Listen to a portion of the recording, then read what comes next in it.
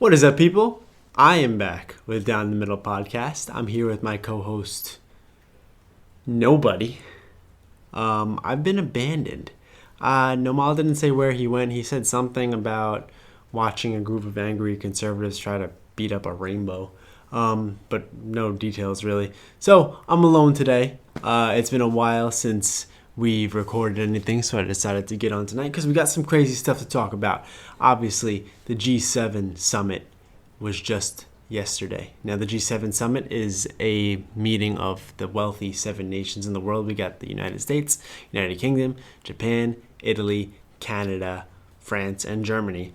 All the leaders meet together and they just discuss all the great stuff that's going on everywhere. And this happened just a couple days ago. So now we want to talk about it. We want to talk about the things they discussed. We want to talk about how our esteemed commander-in-chief did in this meeting, and just go over what I think is going to happen. I keep on saying we. I'm not used to being alone out here. But all my guys just abandoned me. So talk about what happened at this meeting, what's going to go down, what I think is going to go down, and if it was a success, if it was a failure, what this shows. Because these are the world's leaders. You look at these countries, and obviously there are some big ones that are not represented in the G7. You think about Russia and China. There are also like India. You have countries that we are not incorporated in this. But certainly a lot of power held by these countries, a lot of influence, and it's an important summit that they hold. And let's see how it went down. So just like a brief recap, they want to go over COVID origins. They covered national security in terms of Russia. They covered climate change was a big one too. And they talked about Taiwan. They talked about human rights abuses. A lot of good stuff. You know, the meeting in general, I think, was a success. It's tough for these meetings to be failures because there's always such an agenda to discuss. There's never a lack of topics for these people to come together to discuss. We're talking about 7 of the wealthiest nations in the world. They come together to talk. So it's tough for these meetings to be failures in a sense. But it's also, that does not mean that it's essential that that it's a given that they're going to be successful. But I think that this meeting, with the things that they've covered, things they talk about, it was a success. They made it clear that the things that they're focusing on are good things. They want to focus on discovering the origins of the coronavirus. That is the number one priority right now. They want to make sure that we quell out human rights abuses because you had these abuses in China.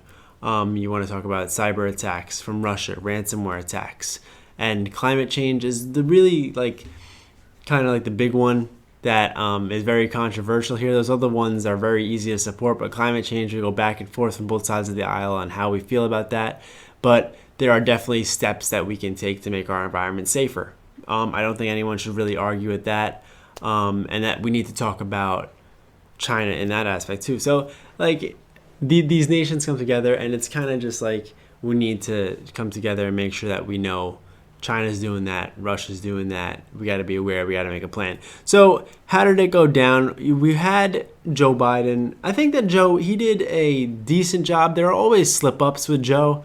There are always very funny kind of gaffes that he makes, and he doesn't seem all there sometimes. And unfortunately, this has become a given. This is something that we just kind of expect, and it happened. But we'll touch on that stuff later. For the most part, I think he did a pretty good job. This was a big America he loves this back at the table type of mentality, as if we fell off our chair or something. We've always been there, but this is the idea that this is a new administration. This is completely a new way that we're going to approach things, and he wants to show that. But he came out good against Russia and China. Obviously, the U.S. is back at the table. We are the strongest country in the world. And he had to make it clear that Russia and China are not just your competitors, they're your adversaries. China more than Russia, in my opinion, but Russia is not to be underestimated in any way. These are your adversaries, and for these G7 nations, these are the strongest countries in the world, so these are your adversaries as well. Overall, in terms of the things like investigating the origins of coronavirus and creating a system for repercussions for Russia for the ransomware attacks, or making sure that they're held accountable and that they hold those companies accountable, like DarkSide and these different companies, to make sure that they're held accountable. These are things they reached agreements on. There are things they didn't agree on. We talk about the Belt and Road Initiative out of China, which is kind of their huge global infrastructure plan that they want to have. They have this plan to create pathways from different countries and really globalize infrastructure, which is something that the G7 nations want to prevent, because it would really bolster the Chinese economy more than, we're talking about 18.3% growth already. They've already done a lot of things to make sure they've made a lot of money. Now we're talking about this too, is another thing they want to push through. They've wanted to push through for a while, I think, since the 70s. And you see what happened. Like, obviously, Joe hasn't been the best with making sure that our adversaries don't make a lot of money when he approved the Nord Stream 2 pipeline from Germany to Russia. But the G7 nations don't want this infrastructure plan to go through. They couldn't agree whether they want to spend $10 trillion or $100 billion on stopping it. $10 billion or $100 billion. So they went back and forth with the numbers. No number was reached. So that is obviously, this meeting is once a year, so you like to see these numbers be reached and these actual like physical dates and physical numbers be reached. And I say physical dates is because another thing that they wanted to attack was climate change, and they didn't set a date for when we will stop burning coal. So, obviously these are tough things to do, to set specific dates and specific numbers, but these are also the leaders of the world. And they, one thing about it is that, like, obviously we've had this shift in America towards like wokeness. Wokeness is the big term that we throw around on the right, where if something is woke, then it's new and it's different and it's just like a whole new culture. And we kind of see this with the introduction of the world leaders. It's not just in America, the woke takeover, because you have them all coming up. They're maskless, but they're doing the weird like elbow bump thing, like they're doing Muay Thai. They're going up and they're kind of just like elbow bumping each other. And Boris Johnson, who's the UK Prime Minister, is a complete clown. And Biden's just like obviously smiling along and going along with it with the elbow bumps. And then you see the pictures after where they're hugging each other and everything. So the elbow bumps are just a show. They don't have their masks on, which was good, I think, unless if they all forgot. It was just a very, like, you're seeing a clear distinction between, like, China being painted out as very, very harsh, very raw, very real and a threat, and they just want power. And Russia, very similarly, they're being painted as a strong nation. They're making steps to make their economy grow, and they're painted as kind of like that raw mentality too. And now you have kind of like the G7 nations painted out in this aspect where they're together and they're elbow bumping and they're smiling and they have the family photo. And then you have that Russian military ad where the guy looks like he is Master Chief. So there's a clear differentiation between the two sides that's being painted out now. But it was just a little bit comical to see, because when I think about this meeting, this G7 nations meeting, and all these world leaders, I think like Avengers, like Avengers 1, Nick Fury at the end, where he's in like the secret room and you've got all the world leaders, or you don't even know who they are because they're silhouettes and they're talking and they're like, oh, we got to do this, but they're just so like hardcore. That's what you want from the G7. That's what I want. And it's not what it was, but I guess what it really comes down to is policy and what they speak about, not just the theater they put on. So at least that was better. China did issue a threat beforehand, before this summit was even made. China issues a lot of threats. They say they're going to make the elites tremble in the U.S. when you talk about investigating the origins of the coronavirus. They say that we should be ready for nuclear war. They said before the summit that this idea that small groups are going to control the fate of the world is over. Which is just a clear shot at a small group of countries, which is just a clear shot at the G7 summit, because this is a small group of 7 countries that effectively control a lot of the world. And they're basically saying the time for that is over. But it makes sense that China has to come out with a certain type of hostility towards this meeting, because obviously China is the main target that the G7 is coming after, and justifiably so. One thing they talk about is the oppression of the people that they were talking about in China, and you have the whole thing with the Uyghur Muslims. There's reports that over 1 million Muslims have been put in camps. China, they didn't even, initially they said the camps weren't even a thing. And then obviously they had to come out and they had to say the camps were a thing because we had proof, and they were trying to justify it, saying that these are extremists. They are sterilizing women, and they're trying to justify it. So China is going to come out against this, of course, but I mean, they're the bad guys here, so it makes sense that they would, but they're just kind of doing the whole, me and Nomal talked about this the other day, the whole guilty conscience type of thing, where you have the same thing with the coronavirus, where they're not releasing the host animal, they don't release the information, and they're the threats. It's a very guilty conscience type of idea. And as well, on top of that, Moscow too. We've going after Beijing and Moscow. I mentioned a lot in the meetings. Moscow has to hold these cyber attack companies and ransomware attacks, because there was the cyber attack on the Colonial Pipeline, which cut off 100% of fuel supply in some places. Some places ran out of fuel, but 75% of fuel supplies in most of the northeast United States. So prices went up everywhere. You had the JBS was the meat supplier brand that was a ransomware attack by a Russian company. So obviously, these G7 nations, these leaders have to come out and say, hey, China, you've got to stop doing that. You've got to stop with the torture of the Muslims. You got to stop with the abuse of the environment, because their CO2 emissions are more than every other country in the world combined. China's economy, as we covered in one of the last videos, from Q1 2020 to Q1 2021, they grew by 18.3%, which is huge. We're in a worldwide pandemic. People are dying all over the place. And their economy shot up. That's an insane amount of growth, because they're ignoring the CO2 rules that we're all starting to follow.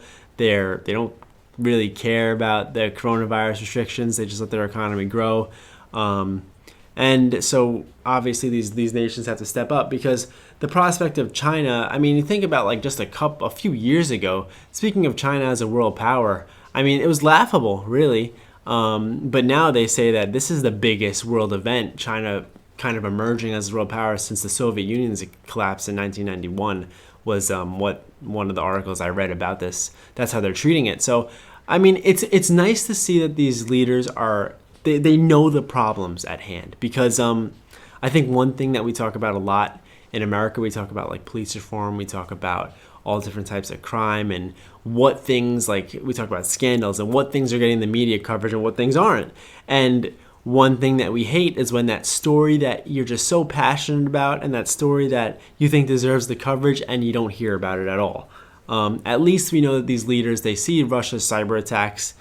We need to stop them. We see the human rights abuses. We see China kind of just ignoring all the rules. We need to do something about that. Because a big critique that we had about Joey was that there was no hard coming out against Russia or China.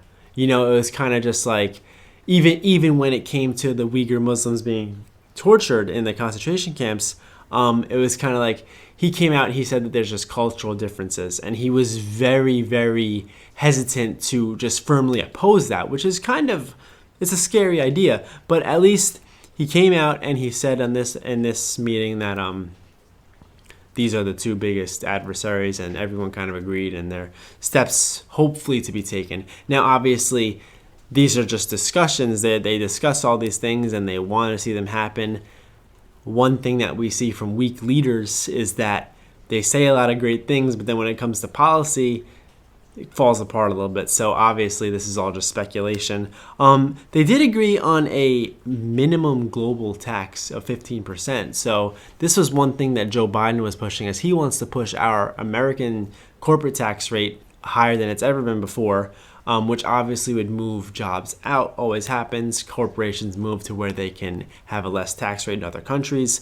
So his idea, and I can't believe this worked, was to set a minimum tax rate of 15% around the world, which companies are still going to move out. And honestly, I don't think this is a good idea at all, because if these G7 nations implement this, then, I mean, the scary thing, I'm not worried about American companies going to the UK are going to France or Italy or these countries that we're friendly with. I'm worried about them going to China. I think that most people are worried about them going to China, who they're the ones who we need to kind of like start boycotting and getting money away from. They're not going to implement this. They're not going to put in a 15% low tax. They're not going to do that. Companies will move when it comes to making money and it comes to just fiscally smart and efficient decisions. This is what CEOs do, and they're not going to play by these kind of like fairy tale rules where we're going to all pick sides and we're going to just be friendly and we're going to go pay taxes because it's better. No, if China's not going to make you pay taxes or they're going to let you make more money, then companies are going to move there. But they did agree with that. That's one thing they did agree on. And now I want to talk about, the main thing I want to talk about in this video is that they decided they're going to investigate the COVID-19 origin out of China, and they're calling on the World Health Organization to do it. This is my biggest disapproval with this meeting. But obviously, I just need to take a step back. I need to talk about Joe Biden for just a few minutes because I think he did a good job. I really think he did a good job. There's a stark difference between the way that Trump treats these meetings and the way Biden has. You know the video of Trump where he's walking down the hallway and the leaders are in front of him and he literally just like walks through them to get in the front. He's just kind of standing there like he does, just like looking around. And Biden, he is falling to the back of the pack when the leaders are walking out. He messed up Libya and Syria 3 times in his speech, which is a big mistake. Those are two different places, but he messed that up. He was corrected by Boris Johnson, who's the UK Prime Minister, because he thought the South African president wasn't introduced, but he was. Just little minor things that he did. Obviously, the Americans back at the table. I have some problems with that one. Because I don't like the idea that America was ever not at the table. We've been at the table since 250 years. We never back down from that table. I know that he does not agree with the Trump era policies, but this whole idea that because Donald Trump was the president, that it's just been 4 years of hell kind of is just not true. Donald Trump did earn the respect of his peers in this summit, and he made a lot of friends from this. But so it's not to say that we're back at the table now because Joe Biden's the president. That's just going to create more division. It's just saying that Donald Trump was everything wrong, and now that Joe Biden's here, everything's going to be great. Which is just a painful thing to even utter. And now one thing, if we're going to talk about kind of like, it's an important thing to mention is like liberal and conservative values. Obviously, when we go into different places, we don't talk Republican, Democrat, but everywhere you talk left, right, conservative, liberal. There was a push by these leaders to vaccinate the world. It's called the COVAX program. And Joe, he had his press conference after, and he was trying to advocate for COVAX, but he messed up COVAX and COVID, and he verbatim said that a lot of people don't know about COVID when he meant to say COVAX. But everyone knows about COVID, Joe. COVAX is a different thing. Obviously, that's a more left-leaning idea to say that we need to vaccinate the world. We don't need to vaccinate the world. I don't know. Is that literal? Do you want a giant syringe to be inserted into the earth? Or are you saying that all the people need to be vaccinated? Because that's not also true at all. We're seeing that now in America where you have a large percentage of adults who are not vaccinated, yet we have really beat the coronavirus, and that's kind of like the model. But I don't want to talk about the World Health Organization. So they're the ones who have been trusted. Obviously, Donald Trump had a investigation into the coronavirus origins led by Mike Pompeo, and that was canceled out by Joe Biden, and then it was replaced by the commission by the World Health Organization to investigate the origins of coronavirus. Now, this is great on its face to have this unity to investigate COVID. This is our biggest threat right now, is we need to find out where this came from. We need to find out if it's true that it came from the Wuhan lab, and then we need to hold China accountable. This would be a great thing for the world, because the world is not a better place with China in power. I think that everyone on every side of the aisle can agree that we do not want China to be the superpower. We don't want anybody but America to be the superpower. If you don't believe that, I'm telling you you're wrong. So this would be a great break if we can just really prove this and just find them, make them pay, because they deserve to pay, because a lot of facts are showing that it came from the Wuhan virus. So the World Health Organization, who is going to lead this is a huge mistake, because the World Health Organization has been compromised by China. It's shown through, I did a lot of research into how exactly the two are tied together. Now, China contributes to the World Health Organization, but so does a lot of other countries. They only contribute $86 million a year, which is a 52% increase from 2014. So they've been steadily increasing more. $86 million a year, good amount. We, America, we contribute $900 million. The UK, I think $498 million. So it's not exactly proportional compared to what we contribute, but for some reason, the World Health Organization bows to China. They do. I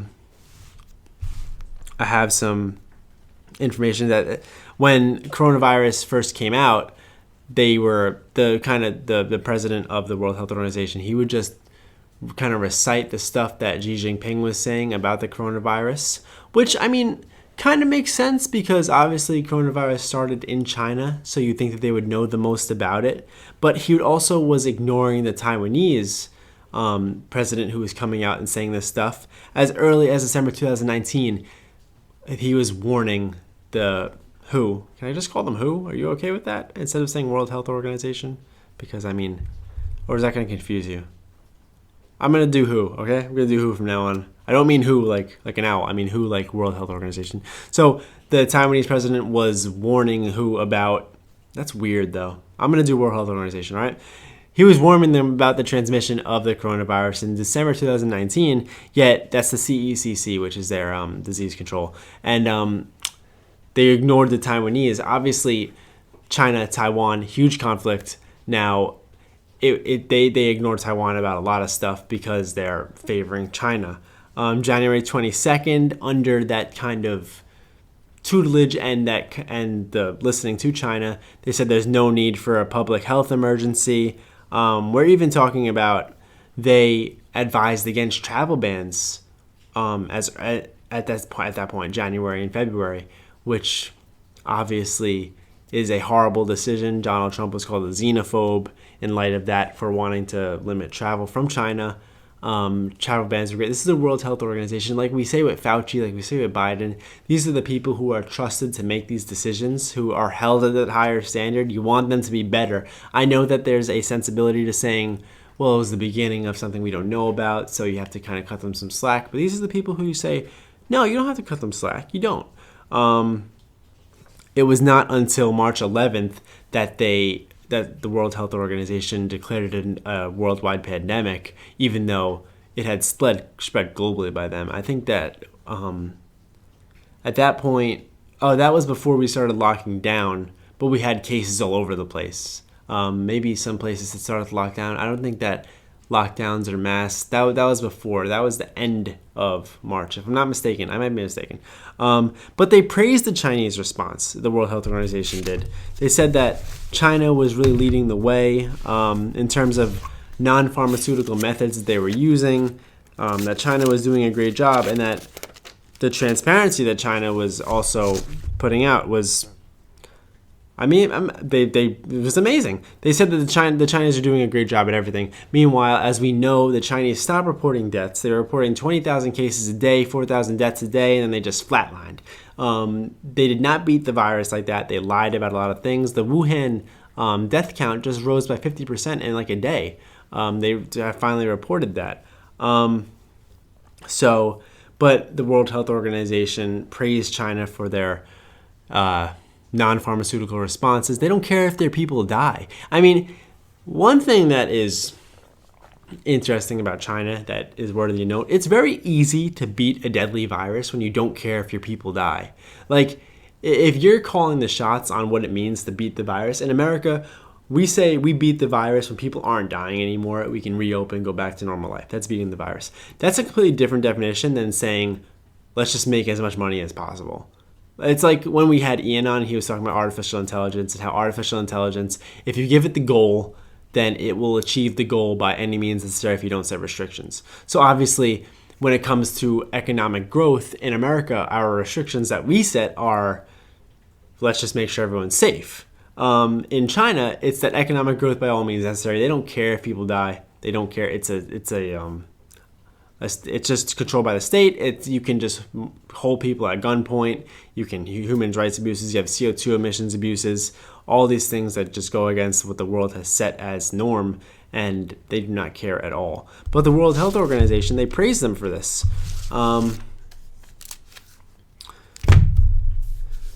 So we have a study by this, I don't know how to pronounce this, Kaoxen. That's an organization that studied the coronavirus deaths in China. And they say there are probably 50% more infections that are not reported. You have asymptomatic people who didn't get tested because obviously the United States testing was better than anywhere else. China testing was not nearly anywhere where we are at. So a lot of people didn't get tested. No tests, no reports of actual factual numbers. And you had a lot of people dying at home too. Like we had, obviously the CDC came out and said that 6% of those deaths, that 580,000 number, were attributed to COVID only. Most of the people who died from COVID had pre-existing conditions. You had a lot of home deaths in China too. So this study says that those counts we were getting, that maybe even up to 50% more is what the numbers actually were. And then that's people who got tested. That's people who had access to testing. That's people who died from coronavirus and pre-existing conditions. The numbers that we got from China were wrong. We will never know how many people died from coronavirus in China. It's the epicenter of the pandemic. More people died there than anywhere else. And not only that, they have more people than anywhere else. And the living conditions, a lot of the places in China are horrible.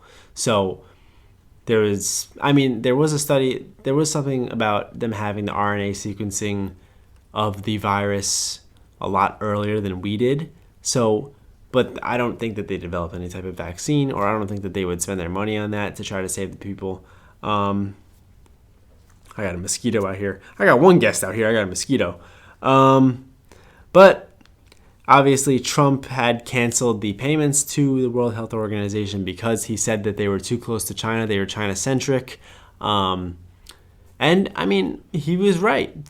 The World Health Organization has been compromised by China. And my big issue is that with a lot of great things they did at this summit, this is a really bad thing because you had the investigation from the Trump organization with Mike Pompeo. They were getting a lot of research in. They were getting a lot of stuff back, and they were getting close to proving that this came from the Wuhan lab. They say. Of course they would say that, right? Who knows if they actually did or not.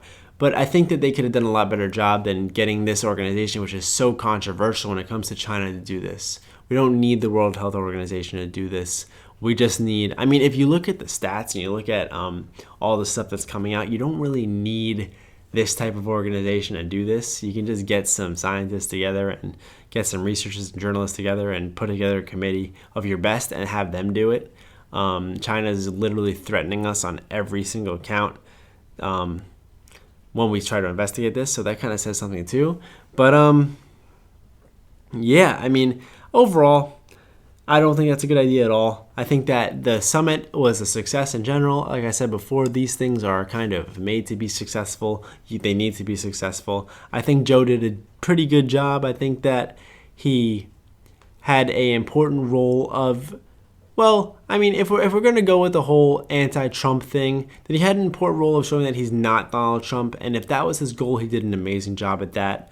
Obviously, conservatives would say that is a initiative to show that you're weak and to show that you're passive, which he did show, but he also showed that his priorities are in the right places and that he knows that Russia and China are his biggest adversaries. He's going all around Europe now to visit. He visited with NATO. No, he visits NATO tomorrow.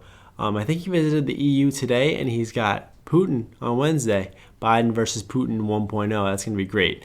So I think that overall the summit was a good thing. It was a success. I like to see that the leaders came together. They know what their targets are, And I'd like to see more action, more actual like physical things that people can support, dates, numbers that we can support, but still overall, not the worst thing in the world. But biggest concern is this World Health Organization committee to investigate the coronavirus. I think that's a huge mistake, and hopefully that, I have confidence, hopefully that it eventually leads to something, but based on the stuff that has shown that they're kind of compromised by China, I don't see it being too fruitful. But down the middle recap, the summit was a success.